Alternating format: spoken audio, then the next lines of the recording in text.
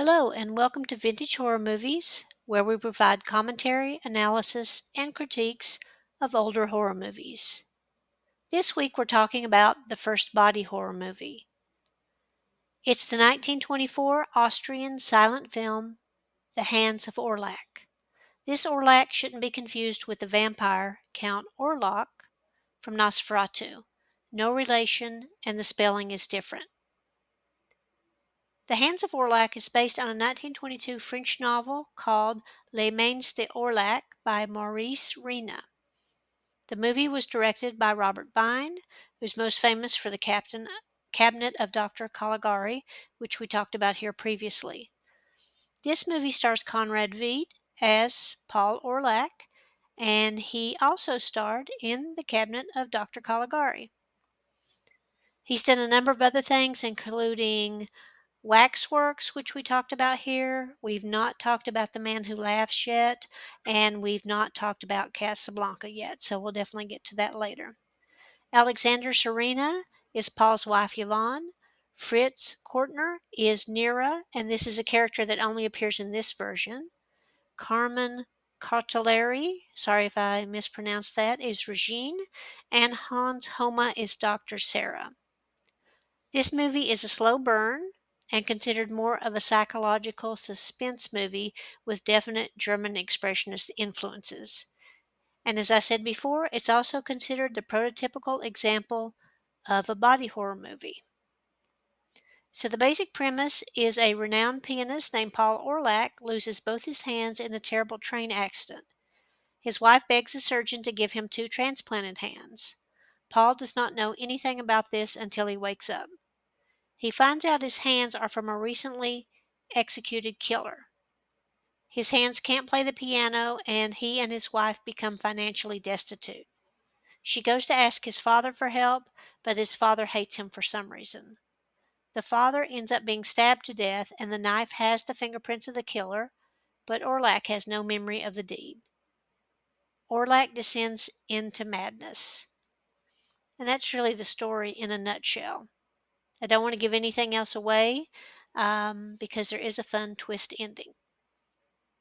The acting here is way over the top, as is pretty common in silent movies. In this case, they somehow have to convey the character's inner feelings externally since they can't express it in dialogue. Orlac spends a lot of time holding up his hands and staring at them.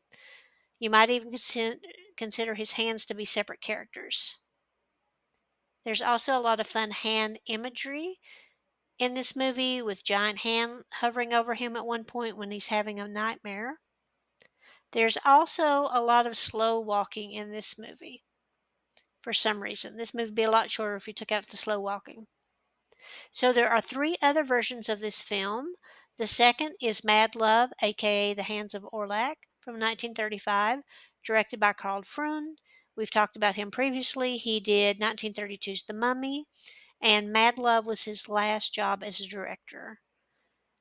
We might know him maybe best as Fritz Lang's cinematographer for Metropolis, and he also had a very long career as a cinematographer, including working on the I Love Lucy TV series. This movie stars Peter Lorre, who needs no introduction.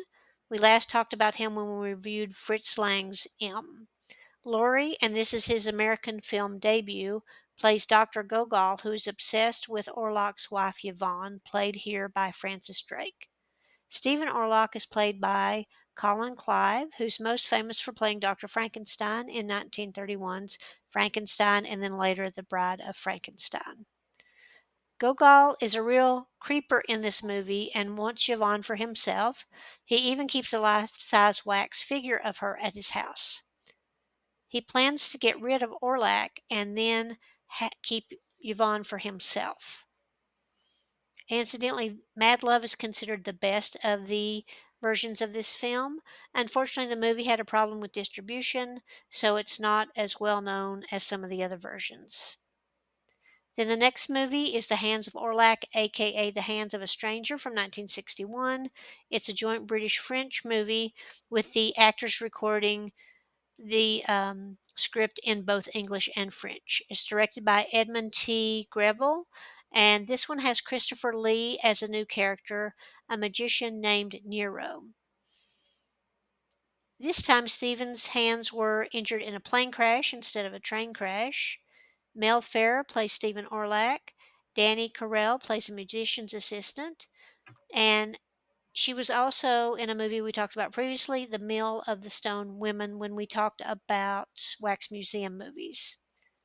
Lucille St. Simon plays Stephen's girlfriend, Louise. Donald Pleasance has a small role here. Of course, he's most famous for the Halloween franchise. Here he plays a character named Graham. A jazz score seems a strange addition to this movie. I'm not sure what they were going with that, but that kind of took me away from the events of the movie. I like the actors too, but they spent way too much time doing nothing but talking. And the last and fourth movie is Hands of a Stranger, aka The Answer from 1962, directed by Nude Arnold, starring Paul Lacouture as pianist Vernon Paris. Joan Harvey is a new character here, his sister Dina. James Stapleton plays Dr. Harding, who's a surgeon who performed the operation, and there's also a detective character thrown in called Lieutenant Sims. This is considered the weakest of the adaptations. There's way too much unnecessary and at times truly awful dialogue, and way too much emphasis on the surgeon's personal life. These movies brought up an interesting idea in that the idea that the body of a deceased person contains their spirit. So Orlac gets murderous hands and then, without his knowledge, starts killing people. This idea has also been listed elsewhere in horror with lots of murderous body parts, some attached to people, some not. There's a few other movies I wanted to mention, including The Beast with Five Fingers from 1942, because this also starred Peter Lorre, and this is the prototype of the Severed Hand movie. And then there's The Crawling Hand from 1963 that got the Mystery Science Theater 3000 treatment. That might be one of those so bad it's good movies. You'll have to check it out and see what you think. Then there's A Hand from 1981, Idle Hands from 1999, The Eye starring Jessica Alba. I think there's an Eye too, and there's also another Hong Kong film called The Eye, and that's just a few of these types of movies. So where to find these movies? The original, The Hands of Orlac, is on Internet Archive, Tubi, YouTube, Folsom, and Amazon. This film is currently in the public domain, so it may pop up anywhere. Then Mad Love is available on Folsom, Amazon, YouTube, maybe Hoopla with a library card. I did not check on that.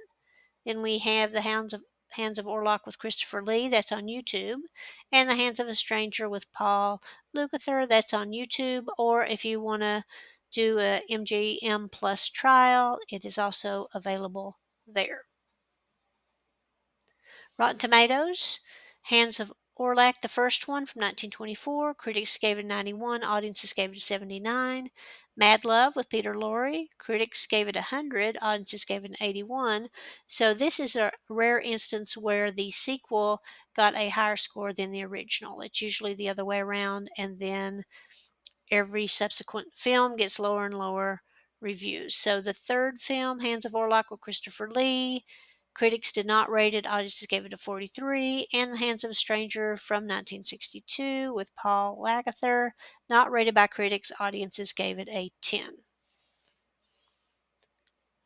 Should you watch this movie? I'd say watch The Hands of Orlac to see where it all started. Just don't expect a lot of action. It really is a slow burn.